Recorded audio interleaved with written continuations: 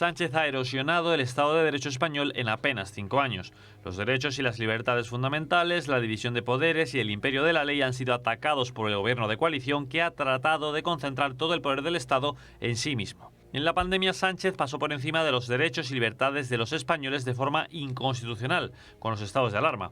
El Ejecutivo cercenó la libertad de movimiento e incluso trató de acabar con la libertad de expresión mediante la monitorización de los discursos contrarios a la labor gubernamental. Además, en el inicio de la pandemia, Batet cerró el Congreso durante un mes, dejando sin voz a los representantes de la soberanía nacional y convirtiendo al gobierno en el único interlocutor con la sociedad. Tampoco respetan derechos y libertades las leyes que ha impulsado Sánchez. La Ley de Memoria Democrática impone una visión oficial y obligatoria de la historia que vulnera la libertad de expresión y de cátedra. La Ley Cela de Educación introduce el adoctrinamiento en las aulas y vulnera el artículo 27.3 de la Constitución, que garantiza que la formación moral y religiosa que reciben los hijos esté de acuerdo con las convicciones de los padres. La Ley Trans, por su parte, impone multas desde los 200 hasta los 150.000 euros contra aquellos que discriminen a las personas trans. El problema es que disentir de esta ideología es considerado discriminación. La ley del aborto y la ley de eutanasia acaban con el derecho del que emanan todos los demás, con el derecho a la vida.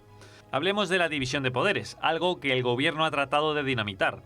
Lo ha hecho al poner a la abogacía del Estado a su servicio. Ejemplo de ello fue la rebaja de la acusación en el juicio del 1 de octubre de rebelión a sedición en plenas negociaciones con el separatismo. Y de mizo con la Fiscalía, ya que nombró a la diputada y ministra socialista Dolores Delgado fiscal general. Colonizó también con éxito el Tribunal Constitucional, que declara legal todo aquello impulsado por el gobierno y desestima con celeridad los recursos de la oposición.